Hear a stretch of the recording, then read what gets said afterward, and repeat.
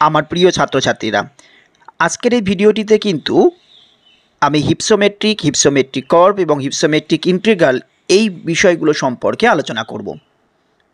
অর্থাৎ এই বিষয়গুলো সম্পর্কে প্র্যাকটিক্যালি যাওয়ার আগে সেই সম্পর্কে কিন্তু থিওরিটিক্যাল পোর্শনটা খুবই জানা প্রয়োজন তোমাদের জন্যে। কারণ প্রত্যেকটি প্র্যাকটিক্যাল যখনই তোমরা করবে সেই প্র্যাকটিক্যাল রিলেটেড থিওরিটিক্যাল পোর্শনটা আগে জানা খুবই প্রয়োজন, না হলে কিন্তু সেই প্র্যাকটিক্যালটি কেন করবে বা সেই প্র্যাকটিক্যালটির ইন্টারপ্রিটেশন কিভাবে করবে প্রত্যেকটি বিষয় কিন্তু তোমাদের অজানা থেকে যাবে। তাই আজকের ভিডিওটিতে কিন্তু হিপসোমেট্রিক কার্ভ এই রিলেটেড যে প্র্যাকটিক্যালটি টোপোশিট থেকে বেসিন নিয়ে কিভাবে করতে হয় সেই সমস্ত বিষয়গুলো যাওয়ার আগে সেই সম্পর্কেতে থিওরিটিক্যাল পোর্শনগুলো তোমাদেরকে আমি বলে দিচ্ছি। সুতরাং ভিডিওটি কিন্তু একদম প্রথম থেকে শেষ পর্যন্ত দেখবে, কারণ এই ভিডিওটি তোমাদের জন্য খুবই ইনফরমেটিভ। কারণ এই টপিকের ওপরেই কিন্তু তোমাদের বিএ বিএসসি বা এমএ এমএসসি বা হায়ার এডুকেশনের ক্ষেত্রে কিন্তু প্রতিনিয়ত দরকার হয়। আশা রাখছি এই ভিডিওটি দেখার পরে হিপসোমেট্রিক কার্ভ সম্পর্কিত কোনো অসুবিধা তোমাদের আর হবে না। সুতরাং যারা এখনও পর্যন্ত আমার এই চ্যানেলটি সাবস্ক্রাইব করোনি, যারা এই চ্যানেলে নতুন আছো, অবশ্যই কিন্তু চ্যানেলটিকে সাবস্ক্রাইব করে অল নোটিফিকেশানটাই অন করে রাখবে। কারণ এই রকম গুরুত্বপূর্ণ ভিডিওগুলো যখনই আমি আপলোড করব তখনই কিন্তু তোমাদের কাছে একটা ছোট নোটিফিকেশান পৌঁছে যাবে এবং সেই নোটিফিকেশানের থ্রু দিয়ে কিন্তু তোমরা তখন এই ভিডিওটি দেখে নিতে পারবে। কারণ পিডি স্যার কিন্তু সবসময় প্রত্যেকটি প্র্যাকটিক্যাল বা থিওরিটিক্যাল পোর্শন যাই ভিডিও দিক না কেন প্রত্যেকটি ভিডিওটিতে সেই টপিকের ওপরে কিন্তু পুরো কনসেপ্টটা ক্লিয়ার করে দেওয়ার চেষ্টা করে। সেই সঙ্গে সঙ্গে ভিডিওটিতে কিন্তু একটি করে লাইক করো যারাই ভিডিওটি দেখছো, কারণ তোমাদের জন্য কিন্তু এই রকম ভিডিওগুলো বা ইনফরমেটিভ ভিডিওগুলো প্রতিনিয়তই পিডি স্যার তোমাদের জন্য দিয়ে থাকেন। সেই সঙ্গে সঙ্গে যদি তোমাদের কোনো কোয়ারিজ থাকে তো অবশ্যই কমেন্ট সেকশানে বলবে, আমি কিন্তু প্রত্যেকটি কমেন্টেরই অ্যান্সার দেওয়ার চেষ্টা করি। এবং সেই সঙ্গে সঙ্গে কিন্তু ভিডিওটা একটু বেশি করে শেয়ার করে দিও বন্ধুদের জন্য। এছাড়াও যদি তোমাদের কোনো কোয়ারিজ থাকে বা কোনো নোট সম্পর্কিত কোনো কোয়ারিজ থাকে যেগুলো তোমরা পারছো না বা কোনো নতুন টপিকের ওপরে কোনো ইনফরমেশান দরকার, সেই সমস্ত যাবতীয় বিষয়গুলোর জন্য কিন্তু আমার হোয়াটসঅ্যাপ এবং টেলিগ্রাম গ্রুপে জয়েন করতে পারো, যার লিঙ্ক কিন্তু এই ভিডিও ডেসক্রিপশানে তোমরা পেয়ে যাবে।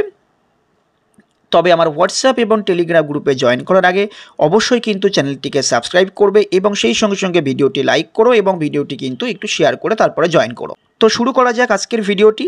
ফার্স্ট আমরা জেনে নেব হিপসোমেট্রি এই কথাটির অর্থ। হিপসোমেট্রি দুটি গ্রিক ওয়ার্ড, একটা হচ্ছে হিপসোস যার মানে হলো হাইট এবং হচ্ছে মেট্রন যার অর্থটা হলো হচ্ছে মেজার। তাহলে হিপসোমেট্রি কথাটির অর্থ কী দেখাচ্ছে?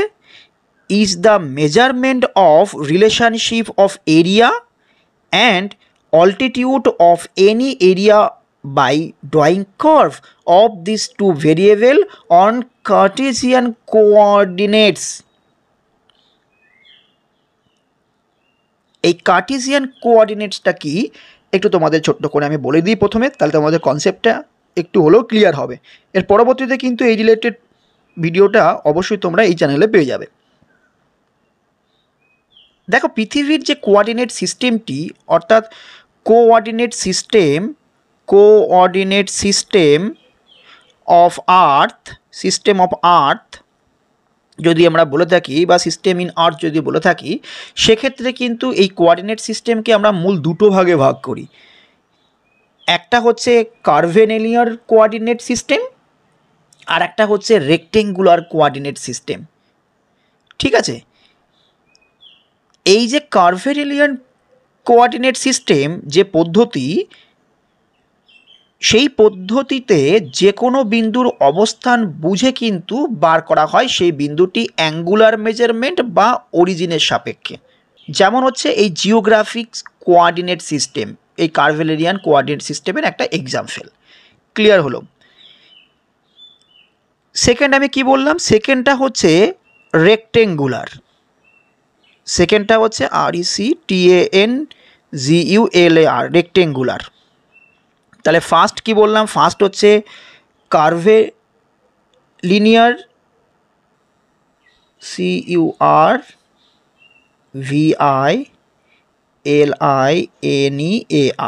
কার্ভেলিনিয়ার কোঅর্ডিনেট সিস্টেম, আর একটা হচ্ছে রেক্টেঙ্গুলার।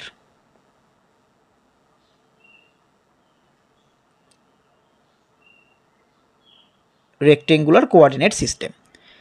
তাহলে কার্ভের এলিয়ান কোঅর্ডিনেট সিস্টেমটা বুঝতে পারলে, যেটা হচ্ছে জিওগ্রাফিক কোঅর্ডিনেট সিস্টেম। সেই সঙ্গে সঙ্গে এই রেক্টেঙ্গুলার কোঅর্ডিনেট সিস্টেমটি হলো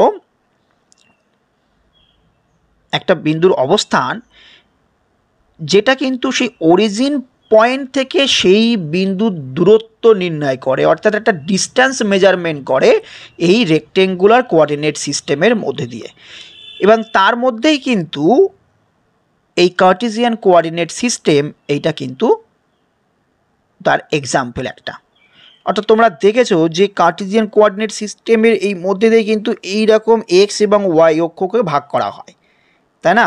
এদিকে এক্স মাইনাস, এদিকে x plus, y plus, y minus, এইরকম করে কিন্তু আবার যেরকম তোমরা ছোটোবেলাতে গ্রাফ করেছো সেই গ্রাফের অনুযায়ী কিন্তু বলা হয়। তাহলে আশা করি এই ব্যাপারটা তোমাদের ক্লিয়ার হলো। সেই ক্ষেত্রে এখানে দেখো বলা হয়েছে Cartesian coordinates area along abscissa X axis and the altitude at the coordinate Y axis. তার মানে এখান থেকে বোঝা গেল তো যে যদি তোমাদের এক্স অ্যাক্সিসে যেখানে থাকবে সেইটা হচ্ছে কিন্তু এরিয়া দেখানো হবে, অর্থাৎ এইরকম যদি অ্যাক্সিস হয় তাহলে এটা এক্স অ্যাক্সিস, এখানে এরিয়া, এখানে এরিয়া, আর এখানে কিন্তু হাইট বা অল্টিটিউড দেখানো হবে। ঠিক আছে, অল্টিটিউড দেখানো হবে, এটা হচ্ছে ওয়াই। ক্লিয়ার হলো? These measurements are sufficiently useful for the comprehension of area altitude distribution of any country, region or Danish basin. তাহলে বোঝা গেল এইটা কিন্তু একটা বেশ ভালো একটা রিপ্রেজেন্ট করা যায় যে অল্টিটিউড আর হচ্ছে এরিয়ার যে ডিস্ট্রিবিউশনটা, যে কোনো একটা এরিয়া হতে পারে বা ডেনিস বেসিন হতে পারে ইত্যাদি। সেই সঙ্গে সঙ্গে কী বলা হয়েছে, যা the curve through which hypsometry is displace by বা displace is called a hypsometric curve. অর্থাৎ যে কার্ভের মাধ্যমে কিন্তু যে হিপসোমেট্রিক দেখানো হয় তাকে হিপসোমেট্রিক কার্ভ বলা হয়। তাহলে ক্লিয়ার হলো হিপসোমেট্রিক ব্যাপারটা কি। এবার তাহলে আমরা জেনে নেব হিপসোমেট্রিক কার্ভ এই বিষয়টি কি। দেখো হিপসোমেট্রিক curve, a hypsometric curve is a linear graph that represents the proportional distribution of relative area and relative elevation of the landmass of a particular basin or region. তাহলে বোঝা গেল কি বলা হয়েছে না, এই যে হিপসোমেট্রিক কার্ভ বা হিপসোমেট্রিক বক্ররেখা, এটা একটি হলো রৈখিক লেখচিত্র যার মাধ্যমে কোনো নির্দিষ্ট অববাহিকা বা অঞ্চলের ভূমিভাগের কিন্তু আপেক্ষিক ক্ষেত্রমান মানে এরিয়া এবং আপেক্ষিক উচ্চতা অর্থাৎ রিলেটিভ হাইট আনুপাতিক বণ্টনের ভাবে কিন্তু লৈখিকভাবে উপস্থাপন করা হয়। তাহলে ব্যাপারটা বুঝতে পারলে, যদি হিপসোমেট্রিক কার্ভ কী বা কাকে বলে তাহলে তোমরা এটাই বলতে পারবে। নেক্সট দেখো কি বলা হয়েছে, hypsometric curve can be represent as a ratio proportional to the area between the control line and the height of that section, or it can be represented as a cumulative relative area value or relative height between two contour line। খুব important কিন্তু এই ব্যাপারটি। কি বলা হয়েছে না, এখানে বলা হয়েছে যে হিপসোমেট্রিক কার্ভ যেটা আমরা অঙ্কন করছি সেই হিপসোমেট্রিক কার্ভকে কিন্তু সমোন্নতি বা কন্ট্যুর যে সমোন্নতি রেখা আছে সেই সমোন্নতি রেখার অন্তর্বর্তী যে ক্ষেত্রফল এবং ওই অংশের উচ্চতার যে সাপেক্ষ আছে তার যে আনুপাতিক হারে কিন্তু উপস্থাপন করা যেতে পারে।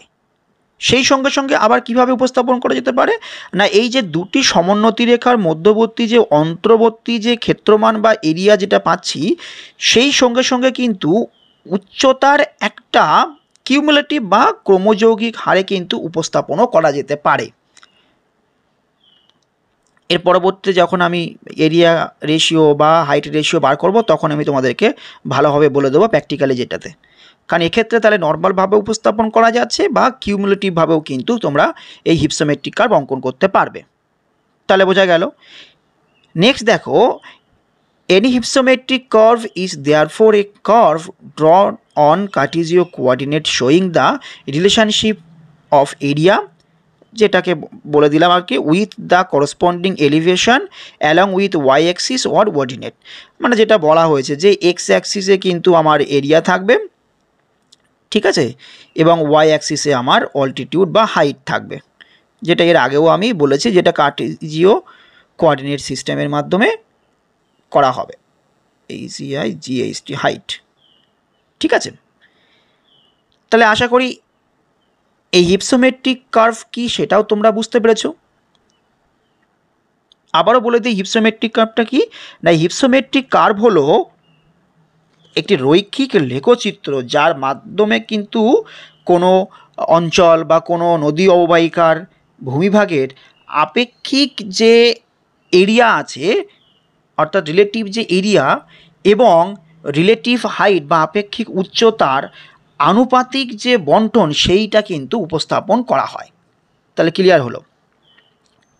নেক্সট তাকে আমরা দেখে নিই এই হিপসোমেট্রিক কার্ভের কতগুলো ভাগ, অর্থাৎ এই হিপসোমেট্রিক কার্ভ তিনটে ভাগে ভাগ করা হয় বা তিনটে টাইপের হয়। একটা হচ্ছে অ্যাবসোলিউট হিপসোমেট্রিক কার্ভ, সেকেন্ড হচ্ছে percentage hypsometric curve, and 3 number হচ্ছে রিলেটিভ হিপসোমেট্রিক কার্ভ। এবার আমরা পরপর কিন্তু এই absolute হিপসোমেট্রিক curve, percentage hypsometric curve বা রিলেটিভ হিপসোমেট্রিক কার্ভ আমরা জেনে নেব এই বিষয়গুলো কি। ফার্স্ট তাহলে আমরা জেনে নিই অ্যাবসোলিউট হিপসোমেট্রিক কার্ভ কি।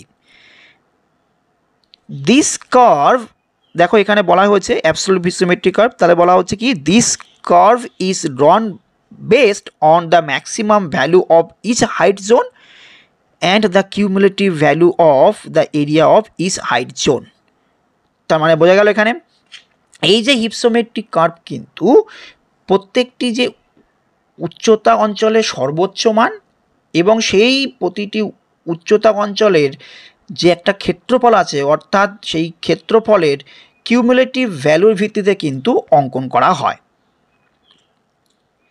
তারপরে দেখো কি বলা হচ্ছে, this cumulative area value is placed along the x-axis and the maximum height of each height filled in place by y-axis। মানে যেটা আমি এর আগেও বলেছি যে এক্স অ্যাক্সিসে তোমাদের কিউমুলেটিভ এরিয়া থাকছে এবং হাইট থাকছে হচ্ছে ওয়াই অ্যাক্সিসে। এটা সিম্পলভাবে আমি পরবর্তীতে ডায়াগ্রামগুলোকে যখন দেখাবো তখন তোমরা বুঝতে পারবে যে এই অ্যাবসোলিউট হিপসোমেট্রিক কার্ভটা কী বা কীরকম দেখতে হয়। একবার তোমরা তাহলে দেখে নাও এই ডায়াগ্রামটা, এখনই দেখে নাও। দেখো এখানে কিন্তু এই অ্যাবসোলিউট হিপসোমেট্রিক কার্ভটা এখানে দেওয়া আছে, হাইট দেওয়া আছে, এখানে কিন্তু এরিয়াটাও দেওয়া রয়েছে, সেইভাবে কিন্তু এখানে অ্যাবসোলিউট হিপসোমেট্রিক কার্ভ বলা হয়েছে। আশা করি এখান থেকে দেখে নিচ্ছে পারছো তোমরা। এবার তাহলে আমরা দেখে নেব সেকেন্ড, যেটা পার্সেন্টেজ হিপসোমেট্রিক কার্ভ। দেখো নাম্বার 2 পার্সেন্টেজ হিপসোমেট্রিক কার্ভ দেখ কি বলা হয়েছে, the percentage hypsometric curve is obtained by express the area and altitudinal range in percentage of the total area 100% and total range of elevation 100%।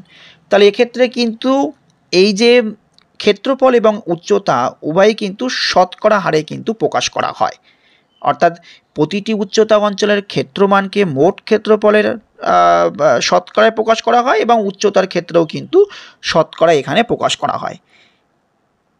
In certain cases the areal distribution between different contour is only express in percentage where the elevation zone are express in absolute value. তার মানে বুঝতে পারছো যে কিছু কিছু ক্ষেত্রে কিন্তু যে এরিয়াল ডিস্ট্রিবিউশনটা রয়েছে ডিফারেন্ট কন্ট্যুর সেইটা কিন্তু কি পার্সেন্টেজে দেখানো হয়, সেই সঙ্গে সঙ্গে কিন্তু এলিভেশন জোন যেটা সেইটা কিন্তু শুধুমাত্র আগের যে অ্যাবসোলিউট হিপসোমেট্রিক কার্ভ ছিল সেই অ্যাবসোলিউট ভ্যালু দিয়ে দেখানো হয়। ঠিক আছে, দুটো কিন্তু দুরকমভাবে এক্স এবং ওয়াই অ্যাক্সিসে দেখানো হচ্ছে। তাহলে আশা করি এই পার্সেন্টেজ হিপসোমেট্রিক কার্ভটা বুঝতে পেরেছো। একটু এই পার্সেন্টেজ হিপসোমেট্রিক কার্ভের ছবিটাও একবার দেখে নাও, তাহলে তোমরা বুঝতে পারবে। দেখো এখানে কিন্তু এই পার্সেন্টেজ হিপসোমেট্রিক কার্ভ, এখানে পার্সেন্টেজ অফ এরিয়া, এখানে পার্সেন্টেজ অফ হাইট, এইভাবে কিন্তু দেওয়া রয়েছে। এবার তাহলে আমরা নাম্বার 3 অর্থাৎ রিলেটিভ হিপসোমেট্রিক কার্ভটা দেখে নিই। দেখো number 3, relative hypsometric curve. In case of relative hypsometric curve, the relative height and relative area, খুব ইম্পর্টেন্ট কিন্তু, relative height and relative area R represented on the coordinate and abscissa representatively to that the former is expressed as H divided by capital H, where H is mean contour value of the intercontour elevation and capital H is the mean contour value of the highest intercontour elevation. খুব important কিন্তু এখানে এই capital H এবং small এইচটাতে কি বলা হয়েছে যে ওখানে কিন্তু এই যে হাইট, রিলেটিভ হাইট এবং রিলেটিভ এরিয়া যেটাকে রিপ্রেজেন্ট করব এই রিলেটিভ hypsometric কার্ভের ক্ষেত্রে, সেই রিলেটিভ হাইটের ক্ষেত্রে কিন্তু যে রেশিওটা সেটা এইচ বাই এইচ, এইটা কিন্তু আমরা দেখাই। সেই ক্ষেত্রে কিন্তু এখানে ম্যাক্সিমাম যে লিমিট ভ্যালুটা আছে সেটা কিন্তু 1 হবে। যখন আমরা এইচ বাই এইচ করবো তার ম্যাক্সিমাম যে ভ্যালু বেরোবে সেটা কিন্তু ম্যাক্সিমাম 1 বেরোবে। সিমিলারলিও কিন্তু এখানে বলা হয়েছে, দেখো তার আগে একটু দেখে নাও, so that while H tends to capital H in the limiting case it has been maximum value of 1, অর্থাৎ যখন এটা এইচ বাই এটা করবে সেটা কিন্তু ম্যাক্সিমাম ভ্যালু 1-এর মধ্যেই বেরোবে, ঠিক আছে, বা 1 বেরোতে পারে, তার বেশি বেরোবে না। নেক্সট হচ্ছে দেখো কি বলা হচ্ছে, similarly the relative area is the ratio of the corresponding area of intercontour range a to the total area. তো এক্ষেত্রেও কিন্তু সিমিলারলি কিন্তু এইচ বাই এইচ যেমন ছিল সেরকম small a divided by small a divided by capital A, ঠিক আছে, এইটা কিন্তু এরিয়া রেশিওর ক্ষেত্রে বেরোলো। সেক্ষেত্রেও কিন্তু এই রেঞ্জটা যেটা বেরোবে সেক্ষেত্রেও কিন্তু 0 থেকে 1-এর মধ্যেই রেঞ্জটা বেরোবে।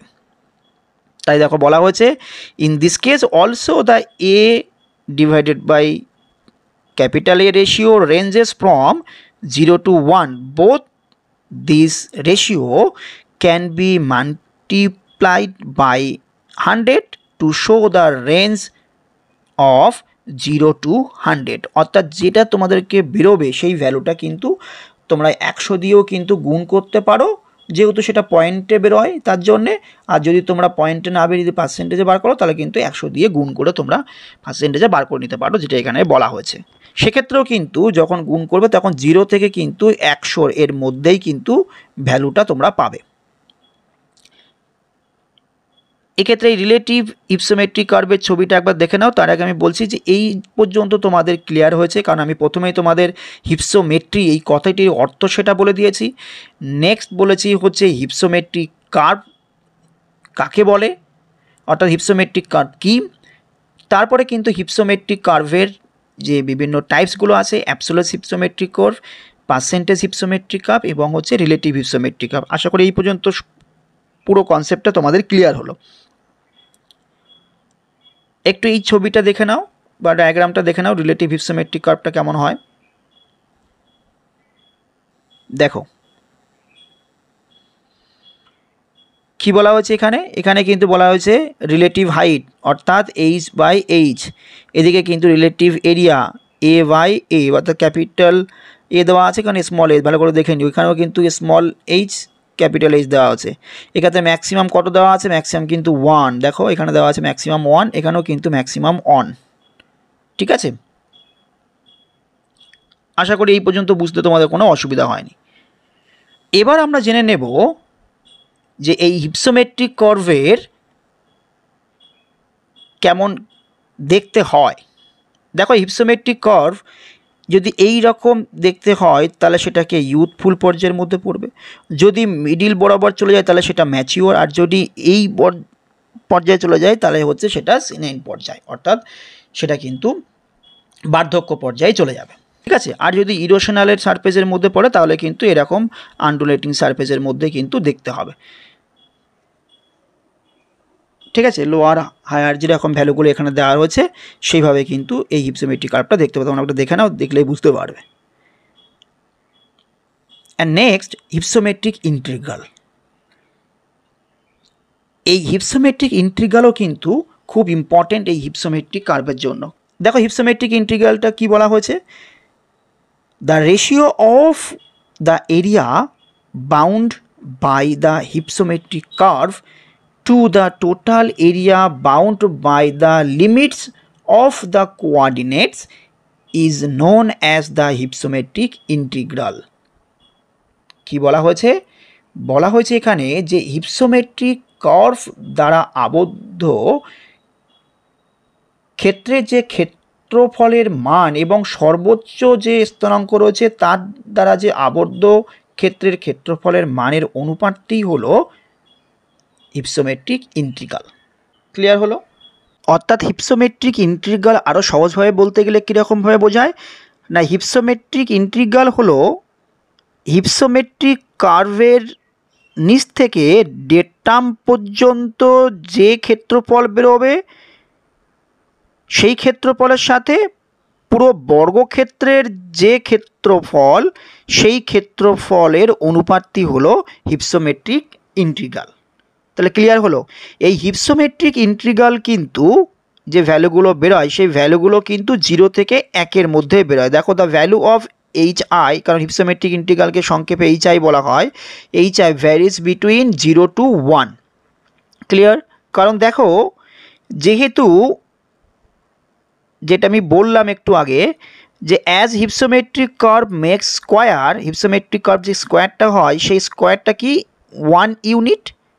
The integral is the calculated the following formula. কীভাবে কী ফর্মুলা দিয়ে করা হয়? The hypsometric integral between area below the hypsometric curve line divided by 1 unit.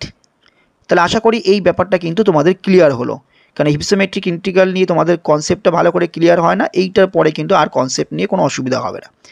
তাহলে বোঝা গেল যে area below the hypsometric curve line, কারণ যদি এই রকম করে তোমাদের হিপসোমেট্রিক কার্ভ এরকমভাবে বেরোয় তাহলে area below the hypsometric curve line এবং সেই সঙ্গে সঙ্গে টোটাল এরিয়া, এইটাকে বার করলেই কিন্তু তোমাদের হিপসোমেট্রিক ইন্টিগ্রালের ভ্যালু তোমরা পেয়ে যাবে। এবার সেই হিপসোমেট্রিক ইন্টিগ্রালের ভ্যালু দিয়েই কিন্তু তোমাদের স্টেজেস অফ ল্যান্ডফর্মস ইভ্যালুয়েশনটা ভালো করে বুঝতে পারবে। কীরকম দেখো, হিপসোমেট্রিক যে ইন্টিগ্রালের ভ্যালুটা যদি 0 থেকে 0.35-এর মধ্যে বেরোয় সেটা হচ্ছে ওল্ড স্টেজ বা লাইন স্টেজ। যদি 0.35 থেকে 0.60 এর মধ্যে হয় তাহলে সেটা ম্যাচিওর স্টেজ অফ ল্যান্ডফর্মস ইভ্যালুয়েশন। যদি 0.6 থেকে 1-এর মধ্যে থাকে তাহলে সেটা ইউজফুল স্টেজ। তাহলে আশা করি এই ব্যাপারটা তোমরা কিন্তু ভালো করে বুঝে নিতে পেরেছ। এবার তাহলে আমরা দেখে নিই এই হিপসোমেট্রিক কার্ভের অ্যাডভান্টেজগুলো কী কী। ফার্স্ট দেখো, অ্যাকচুয়াল অ্যাসেসমেন্ট খুব ভালো করে কিন্তু সেটা পরিমাপ করা যায় কিসের, of the relief zone and the their corresponding area coverage of any drainage basin or area under study.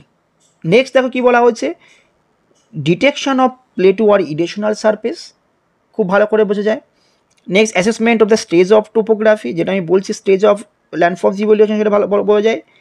And the useful device for comparing the altitudinal distribution and different drainage basin or study area।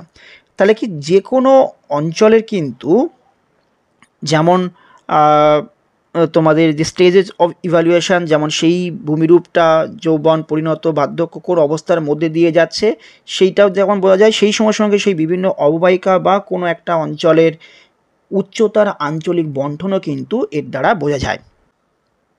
যদি এক কথায় বলে যে হিপসোমেট্রিক curve আমরা কেন করব বা তার উদ্দেশ্যটা কি, সেই জন্যে কিন্তু যে কথাটি আমি এবার বলছি সেইভাবে এক বাক্যে তোমরা বলে দিতে পারবে যে হিপসোমেট্রিক কার্ভ আমাদের অঙ্কনের প্রধান যে কারণটি হলো বা উদ্দেশ্য হলো যে কি ভূমিরূপের যে বিভিন্ন বিবর্তনের যে পর্যায় রয়েছে, যেমন যৌবন পর্যায়, পৌঢ় পর্যায় বা বার্ধক্য পর্যায়, সেই সমস্ত পর্যায়ের বা বিবর্তনের একটা ধারাবাহিকতা কিন্তু নির্ণয় করতে পারি এই হিপসোমেট্রিক কার্ভের দ্বারা। আবারও বলছি যে হিপসোমেট্রিক কার্ভের দ্বারা কিন্তু কোনো ভূমিরূপের বিবর্তনের যে ক্রমপর্যায়, সেই ক্রমপর্যায়গুলোকে আমরা কিন্তু নির্ধারণ করতে পারি। অর্থাৎ ভূমিরূপ বিবর্তনের যে ধারাবাহিকতা রয়েছে, যেমন ক্ষয়চক্রের বিঘ্নিত হচ্ছে কিনা, বা বিভিন্ন যে পর্যায়গুলো রয়েছে, যৌবন পর্যায়, পরিণত পর্যায় বা বার্ধক্য পর্যায় কোন অবস্থার মধ্যে দিয়ে রয়েছে, সেই সম্পর্কে কিন্তু খুব ভালোভাবে বোঝা যায়। তাহলে আশা করি বুঝতে পারলে যে অ্যাডভান্টেজেস অফ হিপসোমেট্রিক কার্ভ বা হিপসোমেট্রিক কার্ভের সুবিধাগুলো কী কী। এবার আমরা তাহলে জেনে নেব যে হিপসোমেট্রিক কার্ভ কীভাবে আমরা প্র্যাকটিক্যালি করব। দেখো, প্র্যাকটিক্যাল তোমাদের কিন্তু এইভাবে বলে দেওয়া থাকে যে construction of hypsometric curve and derivation of hypsometric integral of a Dennis basin, 5 minutes into 5 minutes of a plateau region, এরকম করে কিন্তু একটা তোমাদের প্র্যাকটিক্যালি যেরকম করে থাকে সেইভাবে থাকে। সেই প্র্যাকটিক্যালটি করার জন্য প্রথমেই কিন্তু তোমাদের দরকার এই টোপোশিট থেকে একটা বেসিন এরিয়া নিয়ে নেওয়ার। টোপোশিট থেকে বেসিন এরিয়া নিয়ে নেওয়ার কীরকমভাবে, দেখো একটা এইরকম হয়তো রিভারটা ছিল, ঠিক আছে, এইরকম হয়তো রিভারটা ছিল, আমি সেই অনুযায়ী কিন্তু রিভারটা টোপোশিট থেকে এইরকম করে ডেলিনিয়েশন করে আমি বার করে নিয়েছি। হয়তো এরকম করে রিভারটা ছিল, ছোট্ট রিভার নিয়েছি, ঠিক আছে, এই যে রিভার বেসিনটা কিন্তু আমি এইভাবে মার্ক করে নিয়েছি, ঠিক আছে। তো রিভারটাকে যেহেতু আমি মার্ক করে নিয়েছি, তাই রিভারের এইভাবে কিন্তু বেসিন এরিয়াটা তোমরা তুলে নেবে যে কোনো টোপোশিট থেকে। আর পরীক্ষার সময় তোমাদের হয়তো কোনো বেসিন বলে দিতে পারে যে এই বেসিনটাকে তোমরা তোলো, কোনো একটা নাম বলে দিতে পারে। আবারও বলে দিই যে মনে করো যে এই রকম একটা রিভার তোমাদের টোপোশিটে বলে দেওয়া হয়েছে যে এই রিভারের বেসিন এরিয়াটা তোমরা তুলবে। তাহলে সেই রকম এই বেসিন এরিয়া তোলার জন্য কিন্তু তোমরা এই বেসিনের উপর বরাবর একটা বাউন্ডারি এইরকম বা ডিমার্কেশন বাউন্ডারি তুলে নিয়ে এইভাবে তুলতে হবে। এটা খুব সিম্পল, এটা তোমরা সবাই করতে পারো। কিন্তু এক্ষেত্রে অন্য জিনিসটা, কিন্তু এক্ষেত্রে তোমাদের কিন্তু রিভারটাকে তুলতে হবে না, জাস্ট তুলতে হবে রিভারের মধ্য দিয়ে যদি কোনো কন্ট্যুর রেখা গেছে সেই কন্ট্যুর রেখাগুলোকে তোমাদের তুলতে হবে। দেখো এখানে কিন্তু আমি সেই কন্ট্যুর রেখাগুলোকে তুলে নিয়েছি, দেখলেই তোমরা বুঝতে পারবে যে সেই কন্ট্যুর রেখাগুলো কিন্তু আমি এভাবে দেখো তুলে নিয়েছি। দেখো এটা হচ্ছে 500 কন্ট্যুর, তারপরে কিন্তু এটা 400 কন্ট্যুর, ঠিক আছে, এইদিকে একটা 500 কন্ট্যুর আছে। মানে সেই রিভারের ওপর দিয়ে, মানে রিভার বেসিনের ওপর দিয়ে যে কন্ট্যুরগুলো গেছে সেই কন্ট্যুরগুলো কিন্তু তোমরা 5 সাইডে যেরকম করে লিখতে হয় এরকম 500 আমি যেরকমভাবে লিখে দিয়েছি সেইভাবে কিন্তু তোমরা লিখে দেবে 400। প্রত্যেকটা কন্ট্যুরগুলোকে তোমরা তুলে নেবে।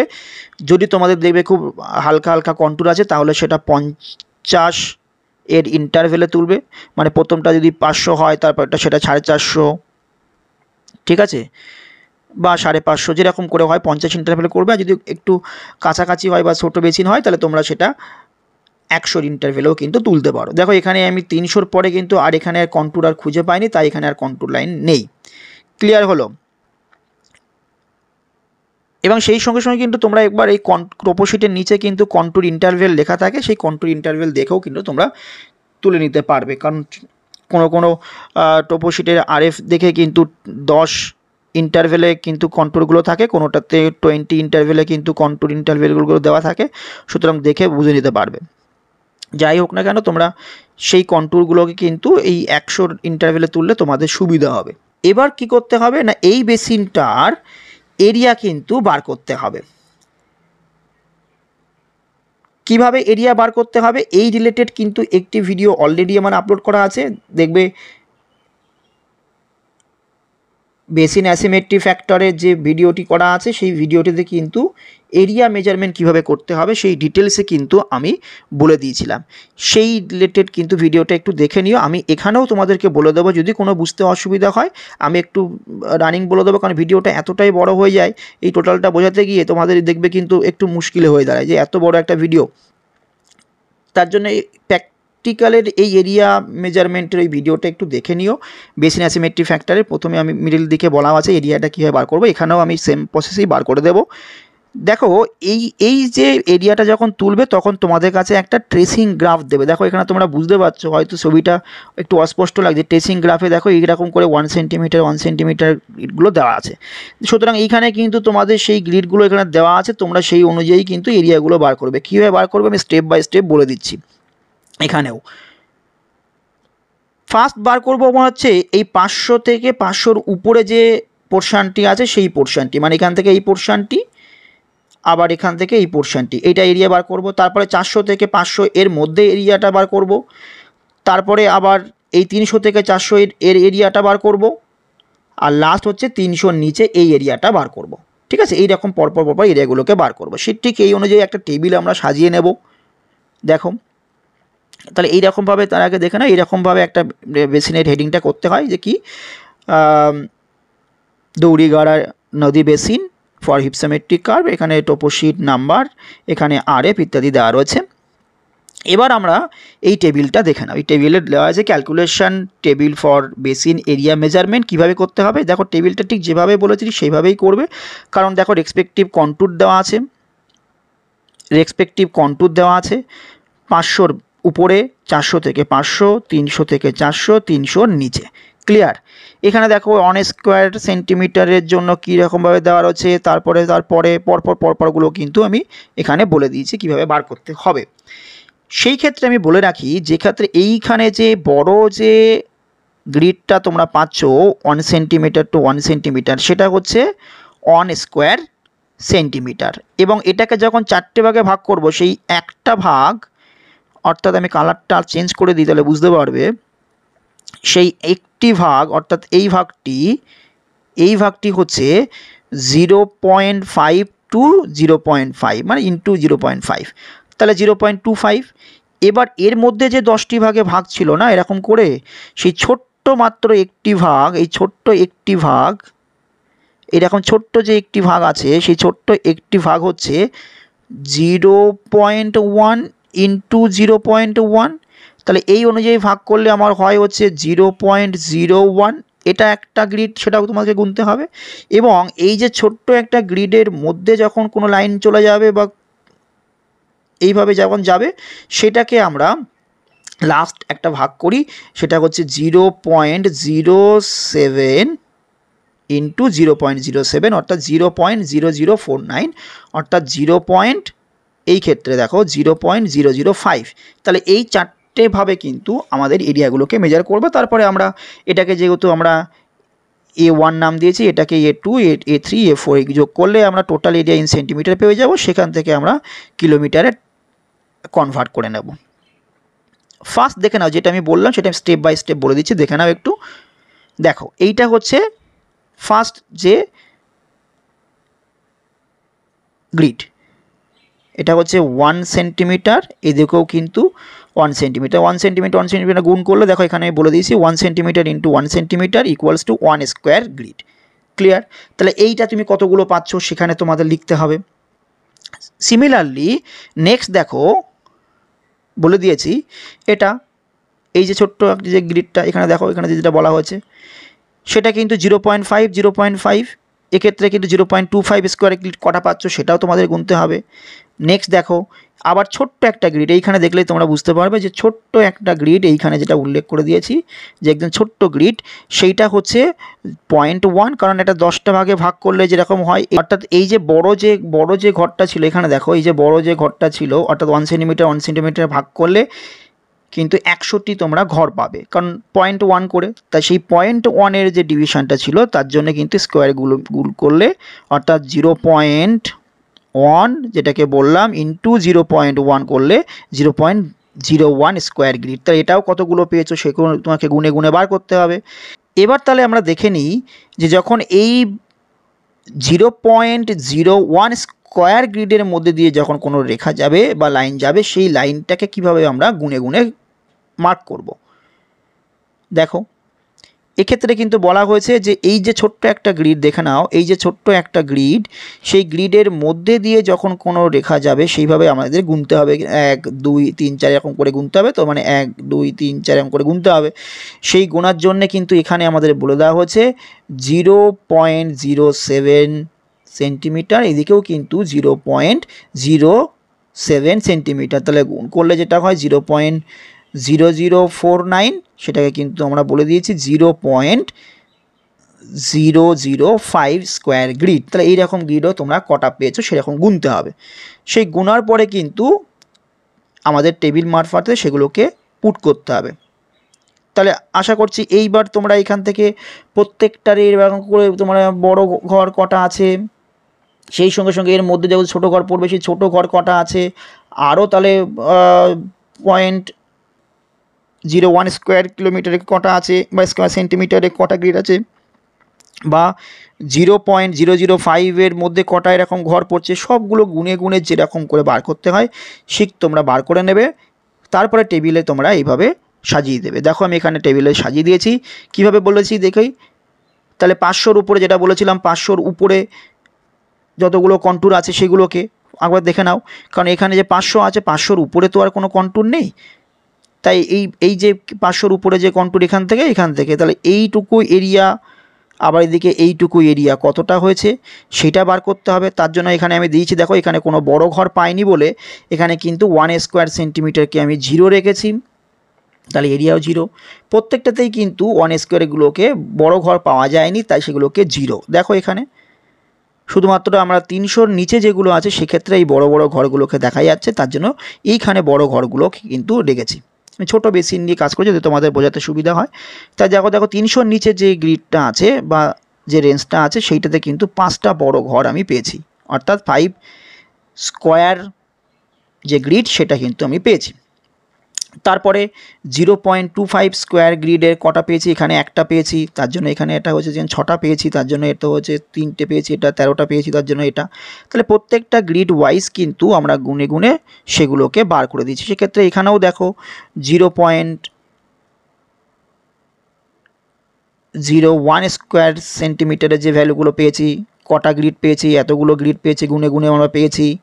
সেক্ষেত্রে এতগুলো গ্রিড আমরা এখানেও পেয়েছি, সেগুলো গুনে গুনে তাই ইন্টু করে বার করে নিয়েছি। সেক্ষেত্রে 0.05 স্কোয়ার গ্রিডের কটা পেয়েছি সেটাকে আমরা গুণ করেছি, বার করে নিয়েছি। অর্থাৎ যতগুলো আমরা পেয়েছি সেই অনুযায়ী সেগুলোকে আমরা গুণ করে দিয়েছি। দেখো এখানে আমি একটু বলে দিই, তোমাদের হয়তো বুঝতে একটু অসুবিধা হচ্ছে কিভাবে গুণটা করব। কারণ দেখো এখানে আমি এই 400 থেকে 500-র মধ্যে ভাবি যে এখানে আমি 6টা গ্রিড পেয়েছি, তাই না? এই 6টা গ্রিডকে আমরা গুণ করব কত দিয়ে না, 6 ইন্টু 0.25, তাহলে কিন্তু আমার স্কোয়ার সেন্টিমিটারে বেরিয়ে যাবে। দেখো 0.25 করলে 1.5 বেরোয়। এরকম যতগুলো নাম্বার অফ গ্রিড এবং সেই সঙ্গে সঙ্গে তার স্কোয়ার সেন্টিমিটারটা, অর্থাৎ সেই যে স্কোয়ার সেন্টিমিটারগুলো রয়েছে সেটা দিয়ে গুণ করলে আমরা এরিয়া ইন স্কোয়ার সেন্টিমিটারে পেয়ে যাব। যখনই আমরা এরিয়া ইন স্কোয়ার সেন্টিমিটার পেয়ে গেলাম, দেখো এখানে টোটাল সবগুলোকে পেয়ে গেছি, মানে 500 থেকে এটা আমার টোটাল এখানে এত হয়েছে। 400 থেকে 500-র মধ্যে যেটা পেয়েছি সেটা আমার পরবর্তীতে হয়েছে সেরকম 300 থেকে 400 এবং 300-র নিচে যেগুলো হয়েছে পেয়েছি। এবং প্রত্যেকটার ইন্ডিভিজুয়ালি এরিয়া কিন্তু আমরা কিলোমিটারে কনভার্ট করে নিয়েছি। কিভাবে কনভার্ট করে নেব আমি দেখো পরবর্তীতে বলে দিয়েছি যে example for calculation of total area more than 500, ঠিক আছে? তার মানে এইটার মোর দ্যান 500 কীরকম, according to RF 1:50,000, 1 centimetre 1 map represent করছে কত, 0.5 কিলোমিটার অন গ্রাউন্ড, কারণ টোপোশিট এটাই দেওয়া রয়েছে। এবং অর 1 স্কোয়ার সেন্টিমিটার, মানে এদিকেও স্কোয়ার করলাম এদিকেও স্কোয়ার করলাম, তাহলে 1 ইন্টু 1 তাহলে 1 সেন্টিমিটার স্কোয়ার। ম্যাপ রিপ্রেজেন্ট করছে কত, 0.5 তার স্কোয়ার, অর্থাৎ 0.25 স্কোয়ার কিলোমিটার। তাহলে এখানে আমার কত বেরিয়েছিল সেন্টিমিটারে, তাহলে 4.4 স্কোয়ার সেন্টিমিটার বেরিয়েছিল, তাহলে 4.4 স্কোয়ার সেন্টিমিটার রিপ্রেজেন্ট করছে 0.25 ইন্টু 4.04 সমান সমান কত বেরোলো, 1.01 স্কোয়ার কিলোমিটার। তাহলে প্রত্যেকটার কিন্তু ইন্ডিভিজুয়ালি আমার এরিয়াগুলোকে বার করে নিয়েছি। তাহলে দেখো এখানে ইন্ডিভিজুয়াল এরিয়াগুলো সব বার করা আছে এবং টোটাল এরিয়া সামেশন করে আমি বার করে নিয়েছি 7.18625 আমার বেরিয়েছে টোটাল এরিয়া। তাহলে এই পর্যন্ত কিন্তু বেসিন এরিয়াটা তোমরা বার করে নেবে। তাহলে ক্লিয়ার হলো। এবার দেখো এবার আমার যেটা বার করতে হবে সেইটা হচ্ছে যে হিপসোমেট্রিক কার্ভের জন্য যেটা আমার দরকার, একটা হচ্ছে এর আগে আমি বলেছি যে এরিয়া রেশিও, আর একটা হচ্ছে হাইট রেশিও। এরিয়া রেশিওটা যেহেতু আমার এক্সে থাকে তাই আমি এটাকে XI, এবং যেহেতু ওয়াই এর আমার হাইট রেশিও থাকছে তার জন্য আমি এখানে YI বলে দিয়েছি, মানে রেশিওটা যেহেতু। ক্লিয়ার। সেই ক্ষেত্রে এখানে বলা হয়েছে দেখো specific contour which enclose the basin area and above in meter, অর্থাৎ এক্ষেত্রে তোমাদের আরেকটা কথা আমি বলে রাখি, এক্ষেত্রে তোমরা 600, 500, 400, 300, 200 এইভাবেও তোমরা কিন্তু পরপর এই কন্ট্যুরের ভ্যালুগুলো সাজাতে পারো। আমার সুবিধার্থে আমি কিন্তু এটা 200, 300, 400, 500, 600 এইভাবে পরপর সাজিয়ে, তোমরা এটা উল্টো করেও সাজাতে পারো, 600, 500, 400, 300, 200 এভাবে করতে পারো। এবং দেখো তাহলে এই যে টোটাল তো বেসিন এরিয়া, এটা সেই টোটাল বেসিন এরিয়াটা যে আমার এরিয়াটা পেয়েছিলাম সেটা হচ্ছে 7.18625, যেটা আমি লিখে দিলাম। ক্লিয়ার হলো? এবার এই ক্ষেত্রে যে ব্যাপারটি আরেকটু ভালো করে বুঝে নাও, তাহলে তোমাদের বুঝতে সুবিধা হবে। এক্ষেত্রে কি বলা হয়েছে না, area above the specific contour and above in meter, অর্থাৎ স্পেসিফিক কন্ট্যুরের কিন্তু উপরে যে এরিয়াগুলো রয়েছে সেই এরিয়াগুলো কত সেরকমভাবে তোমাকে এখানে লিখতে হবে। একটু বলে দিই তাহলে তোমাদের বুঝতে সুবিধা হবে, একটু ইমেজটা দেখে নাও। এক্ষেত্রে দেখো 500-র উপরে যতটুকু এরিয়া আছে, কত এইটুকু এরিয়া, ভালো করে বুঝে নেবে কিন্তু, এইটুকু এবং এইটুকু। যদি বলি 400-র উপরে কিন্তু আরেকবার দেখে নাও, 400-র উপরে কিন্তু এখান থেকে মানে 400 থেকে এই টোটাল এরিয়াটা, ঠিক আছে, মানে 500 প্লাস 400-র উপরে যে এরিয়াগুলো আছে। আবার যদি বলি 300-র উপরে, তাহলে 300-র উপরে কিন্তু এখান থেকে 300 থেকে একেবারে এই উপরের সব পোর্শনগুলো কিন্তু 300-র উপরে। আবার যদি বলি 200-র উপরে, তাহলে 200-র উপরে যেহেতু এর নিচে আর কিছু নেই, তাহলে এখান থেকে হোল যে এরিয়াটা তোমরা পেয়েছো সেটা হচ্ছে 200-র উপরে। আমি মনে করছি তোমাদেরকে একটু বোঝাতে পেরেছি এই পর্যন্ত। তাহলে এবার দেখে নাও, তাই কিন্তু আমি এখানে সেটাই করেছি। তাহলে 200-র ওপরে যখন এরিয়াটি থাকবে সেখানে পুরো এরিয়াটি থাকছে, ঠিক আছে।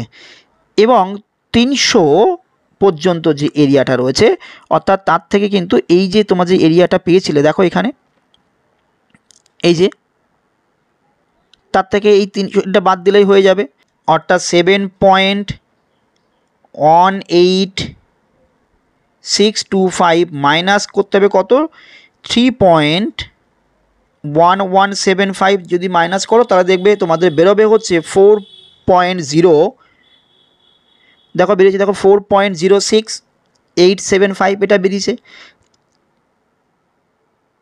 ক্লিয়ার? অর্থাৎ এই পর্যন্ত এরিয়াগুলোকে কিন্তু যোগ করতে হবে, এই তিনটে এরিয়াগুলোকে কিন্তু যোগ করতে হবে। যোগ করে তুমি যেটা পাবে সেটা 400-র উপরে, তাহলে কোন এরিয়াটা পাবে তোমরা, তার মানে এখান থেকে আবার এটা বাদ দিয়ে দেবে। এই যে 4.06 এটা ছিল, তার থেকে মাইনাস করতে হবে কত, তার আগেরটা 1.2625 মাইনাস করলে দেখো বেরোবে 2.806, দেখো 2.80625 বেরোচ্ছে। তারপরেরটাকে আবার তাহলে এখান থেকে মাইনাস করবে কত, এখান থেকে মাইনাস করবে হচ্ছে পরেরটা 1.79625, তাহলে বেরোবে হচ্ছে 1.1, তারপর এটা তো 0, কারণ 600-র উপরে আর কিছু নেই। তোমরা এইভাবে কিন্তু এটা বার করে নিতে পারবে। এক্ষেত্রে দুভাবে কিন্তু তোমরা এই কিউমুলেটিভ এরিয়াগুলোকে বার করতে পারবে, টোটাল এরিয়া থেকে প্লাস করে করে বা মাইনাস করে করে বার করতে পারবে। আমি কিন্তু দুটো ক্যালকুলেশনই পরপর দিয়ে রেখেছি, তোমরা ভিডিওটিকে একটু পজ করে তোমাদের সুবিধা মতো যে কোনো একটি পদ্ধতি তোমরা দেখে নিতে পারবে। নেক্সট এবার কি করবে, যেহেতু আমি প্রথমেই থিওরিটিক্যাল পোর্শনে বলে দিয়েছিলাম এইচ আইটা কী জিনিস, এক্স আইটা কী জিনিস। এই এক্স আইটা হচ্ছে যে ছোট যে এরিয়াগুলো আমরা পাচ্ছি যে এনক্লোজ এরিয়ার মধ্যে বা ইন্টার কন্ট্রোলের মধ্যে, সেইটা ডিফারেন্ট বাই যে এরিয়ার যে হাইয়েস্ট পেয়েছি সেটা, এখানে এরিয়া হাইয়েস্টটা কত এত, তার মানে এই 7.18625 ডিভাইডেড বাই 7.18625, এটা ভাগ করলে আমরা পেয়ে যাব, যেটা পেয়েছি সেটাকে লিখে দিয়েছি। তারপরে হচ্ছে 4.06875, এটার সঙ্গে আবার ভাগ করেছি এটা, আবার এটার সাথে আবার এটা ভাগ করেছি, এটার সাথে আবার এটা ভাগ করে পরপর কিন্তু আমরা লিখে দিয়েছি। দেখো এখানে হাইয়েস্ট ভ্যালু কিন্তু একই বেরিয়েছে, ঠিক আছে। এবার আমরা তাহলে এই হাইট রেশিও বা ওয়াই আইটা দেখে নেব, কীরকম রিলেটিভ হাইট বলা হয়েছে কি মিন মিটার কীভাবে পেয়েছি। দেখো এক্ষেত্রে কিন্তু আমার 200 হচ্ছে লোয়েস্ট এবং 600 হচ্ছে হাইয়েস্ট। তাহলে 600 মাইনাস 200 সমান 400, আবার এইটার রেসপেক্টে এটা কিন্তু সবসময়ই লোয়েস্ট আছে, কিন্তু যখনই আবার এই 500 রেসপেক্টে করছি তাহলে 500 হচ্ছে হায়েস্ট, 200 হচ্ছে লোয়েস্ট, তাহলে 500 মাইনাস 200 সমান সমান 300। আবার কিন্তু এই ক্ষেত্রে 400 ক্ষেত্রে 400 হায়েস্ট, তাহলে 400 মাইনাস 200 হচ্ছে 200। আবার এখানে 300 হায়েস্ট, তাহলে 300 মাইনাস 200 সমান সমান 100, এবং 200 মাইনাস হলো 0। ঠিক আছে, এবং ম্যাক্সিমাম এক্ষেত্রে ম্যাক্সিমাম রিলেটিভ ভাবে কত পেয়েছি, এখানে হচ্ছে 400, তাই এখানে আমরা 400 লিখে নিয়েছি। এক্ষেত্রে একটা কথা বলে রাখি যে তোমরা মনে করলে কিন্তু এখানে যে রাউন্ড ফিগারে হাইয়েস্ট কন্ট্রোল ভ্যালুটা না নিয়েও যদি এখানে তোমরা যদি মনে করতে যে এখানে 570-এর একটা কন্ট্রোল আছে সেইটা নিয়ে আমি কাজ করব, তাহলে সেটাও কিন্তু তোমরা করতে পারো, কোনো অসুবিধা নেই। কিন্তু এই হিসাবে সুবিধার জন্য কিন্তু এইভাবে করলে তোমাদের সুবিধাটা হয়। এবার তাহলে রিলেটিভ ওয়াই আই অর্থাৎ h divided by capital H কীভাবে বার করলে, কারণ এক্ষেত্রেও সেম। তোমরা দেখো এই 0 এখানে 400 দিয়ে ভাগ করতে হবে, তাহলে 0ই হবে। 100কে 400 দিয়ে ভাগ করতে হবে, 0 হবে, কারণ এখানে তো হাইয়েস্ট ভ্যালু বলে দিয়েছি। এখানে প্রত্যেকটার এইচের স্মল এইচের ভ্যালুগুলো তোমরা পেয়ে গেছো। তার মানে এখান থেকে 400 দিয়ে ডিভাইড করলে যে ভ্যালুগুলো পাবে সেই ভ্যালুগুলো কিন্তু পর এখানে লিখে দেবে। এক্ষেত্রেও কিন্তু ম্যাক্সিমাম ভ্যালু কত হবে, যেটা কিন্তু থিওরিটিক্যাল পোর্শনে আমি বলেছিলাম, ম্যাক্সিমাম ভ্যালু কিন্তু একই আছে, 0 থেকে 1। তাহলে এবার আমরা যে ভ্যালুটা পেলাম অর্থাৎ এরিয়া রেশিও এবং হাইট রেশিও, এইটা কিন্তু দিয়ে আমরা ইপসোমেট্রিক কার্ভ আঁকতে পারবো।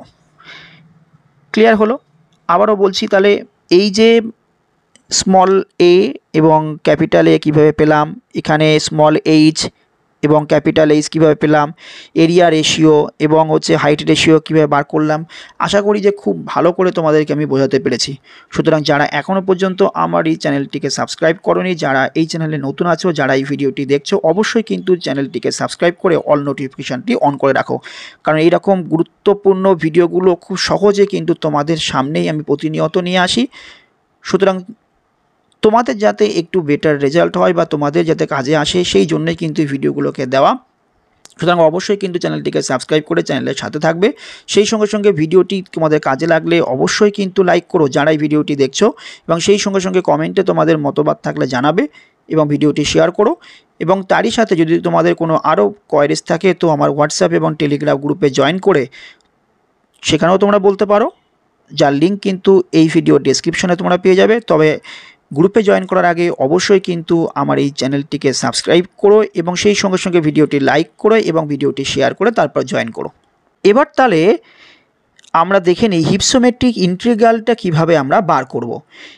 এইটার ক্যালকুলেশনটা কিন্তু কম্পারেটিভলি একটু তোমাদের বুঝে বুঝে করতে হবে এবং মাথাটাকে খুব ভালো করে ঠান্ডা করে রেখে করতে হবে। আমি তোমাদেরকে প্রসিডিওরটা সব বলে দেব, কিন্তু যখনই তাড়াহুড়ো করবে না এই ক্যালকুলেশন করার সময়, যখনই করবে না কেন। দেখো ফার্স্ট আমি কি করেছি না, এখানে এক্স আই এবং ওয়াই আই যে ভ্যালুগুলো আমরা পেয়েছিলাম, দেখো ঠিক সেইভাবে কিন্তু ভ্যালুগুলোকে আমি লিখে দিয়েছি। দেখো এখানে এক্স আইয়ের ভ্যালুগুলো আর এখানে ওয়াই আইয়ের ভ্যালুগুলো কিন্তু পরপর আমরা লিখে দিয়েছি, কারণ এর বেসিসেই তো হিপসোমেট্রিক ইন্টিগ্রালটা বার করব। সেই জন্যে দেখো এখানে পরে যে দরকার পড়বে সেই জায়গাটা কি বলা হয়েছে, x i into y i plus 1 এবং y i into x i plus 1। সূত্রটা কি আছে, সূত্রটা কিন্তু এখানে দেওয়া রয়েছে, দেখো summation x i into y i plus 1 minus y i into x i plus 1।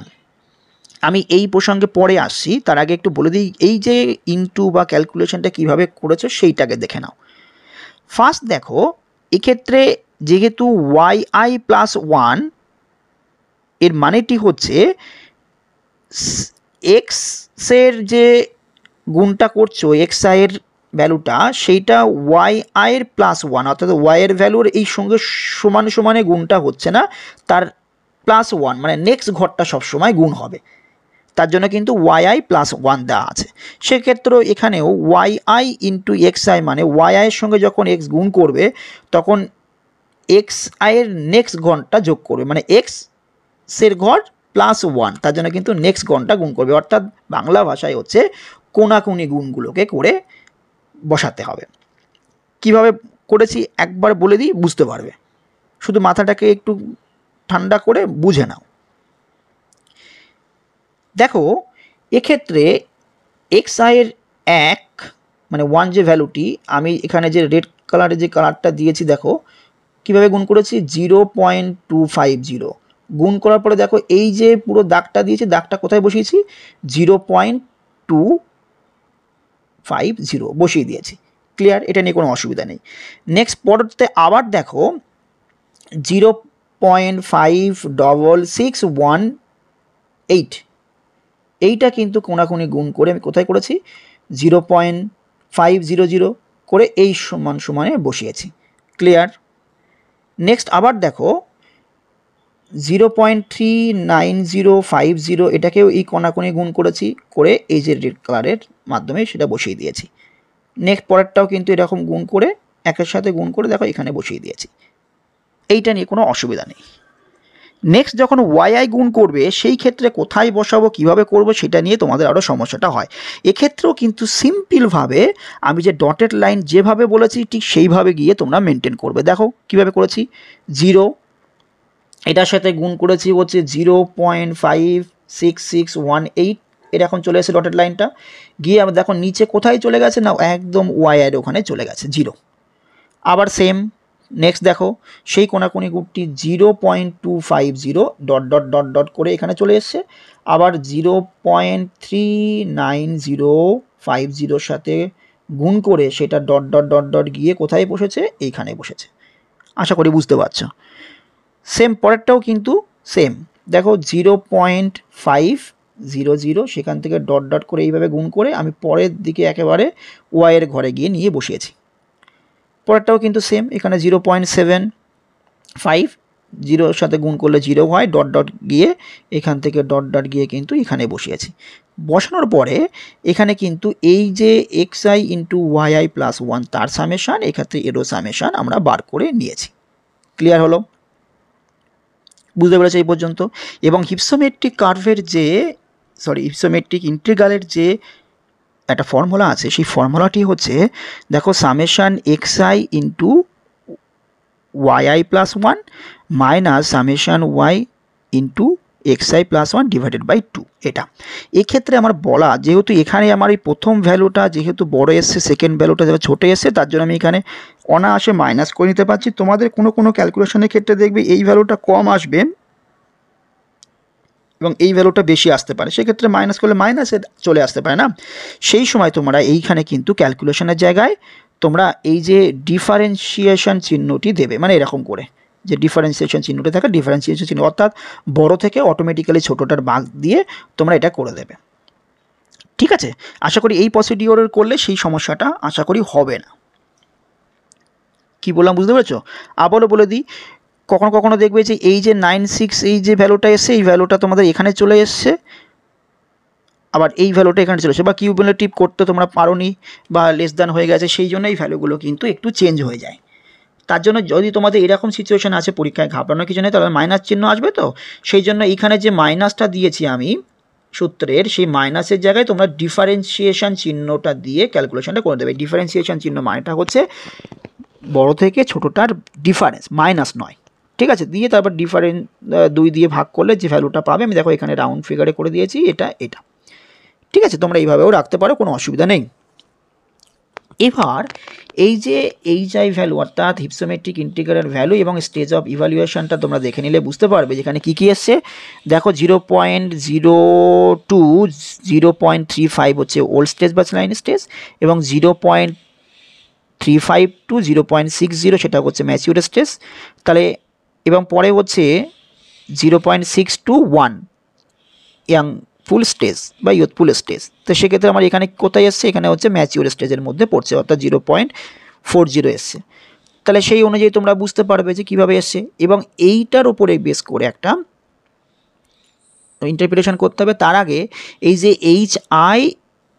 xi এবং yi এই উপরে অর্থাৎ এরিয়া রেশিও এবং হাইট রেশিও এর উপর বেস করে আমাদের কি করতে হবে না একটা ডায়াগ্রাম করতে হবে যেটা হচ্ছে হিপসোমেট্রিক কার্ভ এর দুড়িগাড়া নদী ম্যাপ নাম্বার দিয়েছি, হরিজন্টাল স্কেল আমরা বলে দিয়েছি 1 সেন্টিমিটার টু 0.1 এখানে এরিয়া রেশিও দেখো এখানে বলে দিয়েছি, এখানে হচ্ছে হাইট রেশিও, এখানে হিপসোমেট্রিক কার্ভটা ঠিক যেভাবে এসছে সেইভাবে প্লট করে নিয়েছি এবং হিপসোমেট্রিক ইন্টিগ্রাল ভ্যালুটা এখানে লিখে দিয়েছি আর এফটা এখানে লিখে দিয়েছি। প্রত্যেকটা কিন্তু লেভেলিং ধরে কিন্তু করেছি, এইভাবে সবগুলোকে কিন্তু তোমরা করে নেবে। দেখো কীভাবে প্লট করেছি একবার তোমরা দেখে নাও, তাও আমি বলে দিচ্ছি। দেখো ফার্স্ট হচ্ছে এক্স আইয়ের 1, ওয়াই আইয়ের 0। দেখো এখানে এক্স আইয়ের 1, তাহলে এক্স আইয়ের 1 কোথায়, এখানে এক্স আইয়ের 1 এবং ওয়াই আইয়ের 0, মানে একই জায়গায় পড়লো, ঠিক আছে। ওয়াই আইয়ের 0, এক্স আইয়ের 1। নেক্সট হচ্ছে দেখো এখানে বলা হয়েছে, আমি একটু তাড়াহুড়ো করে বলে দিই, এখানে বলা হচ্ছে এক্স আইয়ের 0.5 মানে প্রায় 6.6, এখানে হচ্ছে 0.3। তাহলে দেখো এখানে 0.6, তাহলে মানে এইখানে পড়বে 0.6 এইখানে পড়ছে, যেখানে 0.3, দেখো এই বরাবর গিয়ে 0.3, এইখানে এই বরাবর গিয়ে 0.3 একটু কম যদিও। তাহলে এরকম পরপর আবার এখান থেকে গিয়ে এখানে বসলো, গিয়ে এখানে 0.4, আবার এখানে 0.12 গিয়ে এখানে গিয়ে এই ডটগুলোকে লাইনগুলোকে যোগ করে দিলে আমরা হিপসোমেট্রিক কার্ভ আমরা পেয়ে যাব। ক্লিয়ার? এবার হচ্ছে আমার যে হিপসোমেট্রিক ইন্টিগ্রালের ভ্যালুটা তোমরা এখানে ক্যালকুলেশন করে পেয়েছিলে সেইটার বেসিসে একটা ইন্টারপ্রিটেশন করতে হবে। তাহলে এবার ইন্টারপ্রিটেশনটা করে দাও, কীভাবে করতে হবে দেখে নাও, একদম সিম্পল। এরপরেও কিন্তু আমি বাংলাতেও ইন্টারপ্রিটেশনটা বলে দিয়েছি কীভাবে করতে হবে। দেখো এই হিপসোমেট্রিক curve is a linear graph that represents the proportional distribution of relative area and relative elevation of the landmass of a particular basin or region। এবং সেক্ষেত্রে কিন্তু এখানে বলে দেওয়া হয়েছে the graph shows the proportional of basin area x axis and against relative height y axis বলে দেওয়া হচ্ছে। তাহলে এই পর্যন্ত বুঝতে পেরেছ। নেক্সট হচ্ছে by the hypsometric integral value we detect the stages of landmass evolution, সত্যিই তাই। And in the prepared hypsometric curve the value of hypsometric integral is 0.40, which depicts the mature stage of landforms evolution in the Durugara Nodi river basin, এবং this basin has been plotted from grid number কোনটা থেকে বলা হয়েছে সেটা, map নাম্বারটা কত, আর এফটাও তোমরা এখানে বলে দিও, and surrounding by forest cover অল্প পার্টলি আছে সেটাও বলে দেওয়া হয়েছে। তাহলে আশা করি এই ইন্টারপ্রিটেশনটা কীরকমভাবে লিখতে হয় তোমরা বুঝে নিয়েছো, এবং বাংলাতেও আমি বলে দিচ্ছি কীভাবে করতে হয়। দেখো এখানে কী বলা দেওয়া হয়েছে, হিপসোমেট্রিক বক্ররেখা হলো একটি রৈখিক গ্রাফ যা একটি নির্দিষ্ট অববাহিকা বা অঞ্চলের ভূমিভাগের আপেক্ষিক ক্ষেত্রফল এবং আপেক্ষিক উচ্চতার আনুপাতিক বন্টনকে নির্দেশ করে। গ্রাফটিতে আপেক্ষিক উচ্চতার বিপরীতে অববাহিকার ক্ষেত্রফল দেখানো হয়, অর্থাৎ এখানে আপেক্ষিক উচ্চতা ওয়াই অ্যাক্সিস এবং তার বিপরীতে এক্স অ্যাক্সিসের অনুপাতে দেখানো হয়। হিপসোমেট্রিক ইন্টিগ্রালের মান দ্বারা আমরা ভূমিরূপের বিবর্তনের পর্যায়গুলি নির্ধারণ করে থাকি, যেটা আমি বলেছি এর আগেও। প্রদত্ত হিপসোমেট্রিক কার্ভে কি হিপসোমেট্রিক ইন্টিগ্রালের মান 0.40, যা দড়িগড়া নদী অববাহিকার ভূমিরূপের বিবর্তনের পরিণত পর্যায়কে নির্দেশ করে, কারণ হিপসোমেট্রিক ইন্টিগ্রালের মান যদি 0.35 থেকে 0.60 হয় তাহলে ভূমিরূপটি পরিণত পর্যায়ে অবস্থান করে। এবং এই অববাহিকার গ্রিডটি D3 মানচিত্র 73I/4 থেকে নেওয়া হয়েছে, এবং যেখানে নদী অববাহিকা আংশিকভাবে বনভূমি দ্বারা বেষ্টিত। তাহলে খুব সুন্দর করে কিন্তু এই ইন্টারপ্রিটেশনটাও আমি করে দিলাম। তাহলে আশা করি পুরো ব্যাপারটা তোমরা ভালো করে বুঝে নিতে পেরেছো, কারণ পুরো বিষয়টি কিন্তু খুব সুন্দরভাবে আমি তোমাদের সামনে রিপ্রেজেন্ট করার চেষ্টা করেছি। কিন্তু এই প্রসঙ্গে আরেকটি গুরুত্বপূর্ণ কথা তোমাদেরকে বলে রাখি, হয়তো পরীক্ষার সময় এই এরিয়া যে মেজারমেন্টটা করছো সেই এরিয়াটা হয়তো তোমাদের দিয়ে দিতে পারে, তাহলে কিন্তু একটু হলেও তোমাদের সুবিধা হয়, আবার নাও দিতে পারে। তাহলে ক্যালকুলেশনের জন্য সেরকম প্রপার অন্য প্র্যাকটিক্যালগুলোর জন্যও কিন্তু একটু কম টাইম হয়, সেরকম প্র্যাকটিক্যাল তোমাদের দিতে পারে। সুতরাং ভয়ের কিছু নেই, খুব সুন্দরভাবে প্র্যাকটিক্যালটি প্র্যাকটিস করো, তাহলে তোমরা বুঝতে পারবে কীভাবে প্র্যাকটিক্যালটি অনায়াসে কম সময়ে হতে পারে বা করতে পারো তোমরা। তাহলে ভিডিওটি ভালো লাগলে অবশ্যই লাইক করো, কমেন্ট করো, শেয়ার করো এবং সাবস্ক্রাইব করতে কিন্তু ভুলো না। Good luck for the exam, সবাই ভালো থেকো।